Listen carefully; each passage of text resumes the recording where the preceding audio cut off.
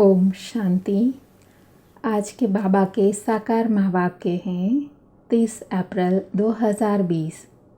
आज बाबा बोले, मीठे बच्चे, बाप की श्रीमत तुम्हें सदा सुखी बनाने वाली है। इसलिए देहधारियों की मत छोड़ एक बाप की श्रीमत पर चलो। आज बाबा प्रश्न पूछ रहे हैं, किन बच्चों की बुद्धि का भटकना अभी तक बंद नहीं हुआ है। तो बाबा ने उत्तर दिया, जिन्हें ऊंचे से ऊंचे बाप की मत में व ईश्वरीय मत में भरोसा नहीं है, उनका भटकना अभी तक बंद नहीं हुआ है। बाप में पूरा निश्चय न होने के कारण दोनों तरफ पांव रखते हैं। भक्ति, गंगा स्नान आदि भी करेंगे और बाप की मत पर भी चलेंगे। ऐसे बच्चों का क्या हाल होगा? श्रीमत पर पूरा नहीं चलते, इसीलिए धक्का खाते हैं। आज बाबा ने मुरली में गीत सुनाया, इस पाप की दुनिया से कहीं दूर ले चल, जहाँ सुख और चैन हो। ओम शांति। बच्चों ने यह भक्तों का गीत सुना। अभी तुम ऐसा नहीं कहते हो। तुम जानते हो हमको ऊंचे ते ऊंच बाप मिला है। वह एक ही ऊंचे ते ऊंच हैं। बाकी जो भी इस समय के मनुष्य मात्र हैं, सब नीचे ते नीचे हैं। ऊंचे ते ऊंच मनुष्य भी भारत में यह देवी देवताएं ही थे। उन्हों की महिमा है सर्वगुण संपन्न, 16 कला संपूर्ण, संपूर्ण निर्विकारी। अब मनुष्य को यह पता नहीं है कि इन देवताओं को इतना ऊंच किसने बनाया। अभी तो बिल्कुल ही पतित बन पड़े हैं। बाप है ऊंचे ते ऊंच। साधु संत आदि सब उनकी साधना करते हैं। ऐसे साधुओं पिछाड़ी मनुष्य आधा कल्प भटके हैं। अभी तुम जानते हो बाप आया हुआ है। हम बाप के पास जाते हैं। वह हमको श्रीमत देकर श्रेष्ठ ते श्रेष्ठ सदा सुखी बनाते हैं। रावण की मत पर तुम कितने तुच्छ बुद्धि बने हो। अब तुम और किसी की मत पर न चलो। मुझ पतित पावन बाप को बुलाया है, फिर भी डुबोने वालों के पिछाड़ी क्यों पड़े हो। एक की मत को छोड़ अनेकों के पास धक्का क्यों खाते रहते हो। कई बच्चे ज्ञान भी सुनते रहेंगे, फिर जाकर गंगा स्नान भी करेंगे, गुरुओं के पास भी जाएंगे। बाप कहते हैं वह गंगा कोई पतित पावनी तो है नहीं, फिर भी तुम मनुष्य की मत पर जाई स्नान आदि करेंगे तो बाप कहेंगे मुझ ऊंचे ते ऊंच बाप की मत में भी भरोसा नहीं है। एक तरफ है ईश्वरीय मत, दूसरे तरफ है आसुरी मत। उनका हाल क्या होगा? दोनों तरफ पांव रखा तो चीर पड़ेंगे। बाप में भी पूरा निश्चय नहीं रखते। कहते भी हैं बाबा हम आपके हैं, आपकी श्रीमत पर हम श्रेष्ठ बनेंगे। हमको ऊंचे ते ऊंच बाप की मत पर अपने कदम रखने हैं। शांति धाम सुख धाम का मालिक तो बाप ही बनाएंगे। फिर बाप कहते हैं जिसके शरीर में मैंने प्रवेश किया है उसने तो 12 गुरु किए, फिर भी तमोप्रधान ही बना है, फायदा कुछ भी नहीं हुआ। अब बाप मिला है तो सबको छोड़ दिया। ऊंचे ते ऊंच बाप मिला। बाप ने कहा हियर नोई विल सी नोई विल, परंतु मनुष्य है बिल्कुल पतित तमोप्रधान बुद्धि। यहाँ भी बहुत हैं। श्रीमत पर चल नहीं सकते, ताकत नहीं है। माया धक्का खिलाती रहती है, क्योंकि रावण है दुश्मन, राम है मित्र। कोई राम कहे, कोई शिव कहे, असल नाम है शिव बाबा। मैं पुनर्जन्म में नहीं आता हूँ। मेरा ड्रामा में नाम शिव ही रखा हुआ है। एक चीज़ के 10 नाम रखने से मनुष्य मूंझे हुए हैं। जिसको जो आया नाम रख दिया। असल मेरा नाम शिव है। मैं इस शरीर में प्रवेश करता हूँ। कोई कृष्ण आदि में नहीं आता हूँ। वह समझते हैं विष्णु तो सूक्ष्म वतन में रहने वाला है। वास्तव में वह है युगल रूप प्रवृत्ति मार्ग का। बाकी 4 भुजा कोई होती नहीं है। 4 भुजा वाला प्रवृत्ति मार्ग, 2 भुजा है निवृत्ति मार्ग। बाप ने प्रवृत्ति मार्ग का धर्म स्थापन किया है। सन्यासी निवृत्ति मार्ग के हैं। प्रवृत्ति मार्ग वाले ही फिर पावन से पतित बनते हैं। इसीलिए सृष्टि को थमाने लिए सन्यासियों का पार्ट है पवित्र बनने का। वह भी लाखों करोड़ों हैं। मेला जब लगता है तो बहुत आते हैं। वह खाना पकाते नहीं हैं, गृहस्थियों की पालना पर चलते हैं। कर्म संन्यास किया फिर भोजन कहाँ से खाए? तो गृहस्थियों से खाते हैं। गृहस्थी लोग समझते हैं यह भी हमारा दान हुआ। यह भी पुजारी पतित था, फिर अभी श्रीमत पर चल पावन बन रहे हैं। बाप से वर्षा लेने का पुरुषार्थ कर रहे हैं। तब कहते हैं फॉलो फादर करो। माया हर बात में पछाड़ती है। देह अभिमान से ही मनुष्य गफलत करते हैं। भल गरीब हो व साहूकार हो, परंतु देह अभिमान जब टूटे ना, देह अभिमान टूटना ही बड़ी मेहनत है। बाप कहते हैं तुम अपने को आत्मा समझ देह से पार्ट बजाओ। तुम देह अभिमान में क्यों आते हो? ड्रामा अनुसार देह अभिमान में भी आना ही है। इस समय तो पक्के देह अभिमानी बन पड़े हैं। बाप कहते हैं तुम तो आत्मा हो। आत्मा ही सब कुछ करती है। आत्मा शरीर से अलग हो जाए, फिर शरीर को काटो, आवाज़ कुछ नहीं निकलेगा। नहीं तो आत्मा ही कहती है मेरे शरीर को दुख मत दो। आत्मा अविनाशी है, शरीर विनाशी है। अपने को आत्मा समझ मुझ बाप को याद करो। देह अभिमान छोड़ो। तुम बच्चे जितना देही अभिमानी बनेंगे उतना तंदुरुस्त और निरोगी बनते जाएंगे। इस योग बल से ही तुम 21 जन्म निरोगी बनेंगे। जितना बनेंगे उतना पद भी ऊंचा मिलेगा। सजाओं से बचेंगे, नहीं तो सजाएं बहुत खानी पड़ेगी। तो कितना देही अभिमानी बनना है। कईयों की तकदीर में यह ज्ञान है नहीं।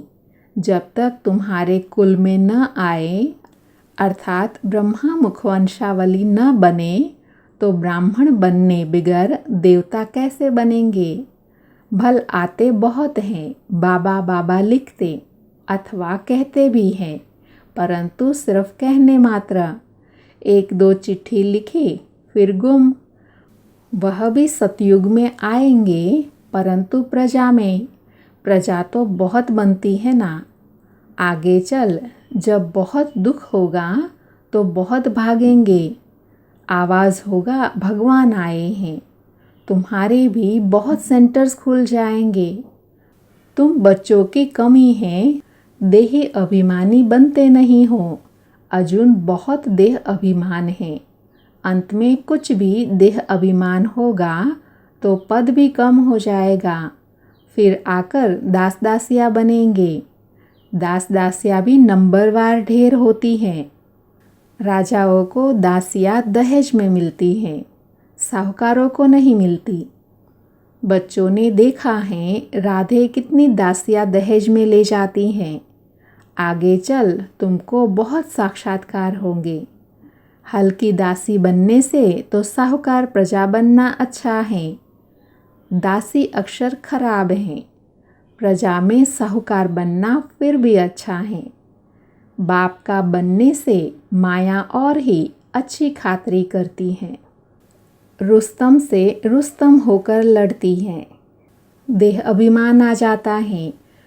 शिव बाबा से भी मुंह फेर लेते हैं। बाप को याद करना ही छोड़ देते हैं। अरे खाने की फुर्सत है। और ऐसे बाबा जो विश्व का मालिक बनाते हैं, उनको याद करने की फुर्सत नहीं। अच्छे अच्छे बच्चे शिव बाबा को भूल देह अभिमान में आ जाते हैं। नहीं तो ऐसा बाप जो जिया दान देते हैं उनको याद करके पत्र तो लिखें। परंतु यहाँ बात मत पूछो, माया एकदम नाक से पकड़ उड़ा देती है। कदम कदम श्रीमत पर चले तो कदम में पदम है। तुम अनगिनत धनवान बनते हो, वहाँ गिनती तो होती नहीं। धन दौलत खेती बाड़ी सब मिलता है, वहाँ तांबा लोहा पीतल आदि होता नहीं। सोने के ही सिक्के होते हैं। मकान ही सोने का बनाते हैं तो क्या नहीं होगा। यहाँ तो है ही भ्रष्टाचारी राज्य, यथा राजा रानी तथा प्रजा। सतयुग में यथा राजा रानी तथा प्रजा सब श्रेष्ठाचारी होते हैं, परंतु मनुष्य की बुद्धि में बैठता थोड़े ही है, तमोप्रधान है। बाप समझाते हैं तुम भी ऐसे ही थे, यह भी ऐसा था। अब मैं आकर देवता बनाता हूँ तो भी बनते नहीं, आपस में लड़ते झगड़ते रहते हैं।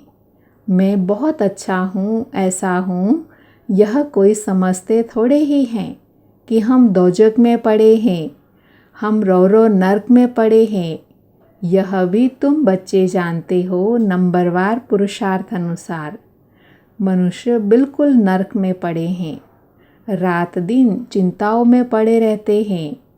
ज्ञान मार्ग में जो आप समान बनाने की सेवा नहीं करते हैं, तेरे मेरे की चिंताओं में रहते हैं, वह बीमार रोगी है। बाप के सिवाय और किसी को याद किया तो व्यभिचारी हुए ना। बाप कहते हैं और कोई की मत सुनो, मेरे से ही सुनो, मुझे याद करो। देवताओं को याद करे तो भी बेहतर है, मनुष्य को याद करने से कोई फ़ायदा नहीं। यहाँ तो बाप कहते हैं तुम सिर भी क्यों झुकाते हो। तुम इस बाबा के पास भी जब आते हो तो शिव बाबा को याद करके आओ। शिव बाबा को याद नहीं करते हो तो गोया पाप करते हो। बाप कहते पहले तो पवित्र बनने की प्रतिज्ञा करो, शिव बाबा को याद करो। बहुत परहेज हैं, बहुत मुश्किल कोई समझते हैं, इतनी बुद्धि नहीं है। बाप से कैसे चलना है, इसमें तो बड़ी मेहनत चाहिए। माला का दाना बनना कोई मासी का घर थोड़े ही है। मुख्य है बाप को याद करना। तुम बाप को याद नहीं कर सकते हो। बाप की सर्विस, बाप की याद कितनी चाहिए। बाबा रोज़ कहते हैं पोता मिल निकालो। जिन बच्चों को अपना कल्याण करने का ख्याल रहता है, वह हर प्रकार से पूरी परहेज करते रहेंगे। उनका खान पान बड़ा सात्विक होगा। बाबा बच्चों के कल्याण के लिए कितना समझाते हैं। सब प्रकार की परहेज चाहिए, जांच करनी चाहिए हमारा खान पान ऐसा तो नहीं, लोभी तो नहीं है। जब तक कर्मातीत अवस्था नहीं हुई है तो माया उल्टा सुल्टा काम कराती रहेंगी। उसमें टाइम पड़ा है, फिर मालूम पड़ेगा अब तो विनाश सामने खड़ा है। आग फैल गई, तुम देखेंगे कैसे बॉम्ब्स गिरते हैं। भारत में तो रक्त की नदियाँ बहनी हैं। वहाँ बॉम्ब से एक दो को ख़त्म कर देंगे, नेचुरल कैलेमिटीज़ होंगी। मुसीबत सबसे जास्ती भारत पर है। अपने ऊपर बहुत नज़र रखनी है। हम क्या सर्विस करते हैं, कितने को आप समान नर से नारायण बनाते हैं। कोई कोई भक्ति में बहुत फंसे हुए हैं तो समझते हैं यह बच्चियाँ क्या पढ़ाएगी। समझते नहीं कि इन्हों को पढ़ाने वाला बाप भगवान है। थोड़ा पढ़ा हुआ है व धन है तो लड़ने लग पड़ते हैं, आबरू ही गंवा देते हैं। सतगुरु की निंदा कराने वाला ठौर न पाए, फिर पाए पैसे का पद जाकर पाएंगे। अच्छा, मीठे मीठे सिके लधे बच्चों प्रति माता पिता बाप दादा का याद प्यार और गुड मॉर्निंग। रूहानी बाप की रूहानी बच्चों को नमस्ते। हम रूहानी बच्चों की रूहानी माता पिता बाप दादा को याद प्यार गुड मॉर्निंग और नमस्ते। आज की मुरली में धारणा के लिए सार हैं। उसमें पहला है, तेरी मेरी की चिंताओं को छोड़ आप समान बनाने की सेवा करनी है। एक बाप से ही सुनना है, बाप को ही याद करना है, व्यभिचारी नहीं बनना है। दूसरा है, अपने कल्याण के लिए खान पान की बहुत परहेज रखनी है। किसी भी चीज़ में लोभ नहीं रखना है। ध्यान रहे माया कोई भी उल्टा काम न करा दे।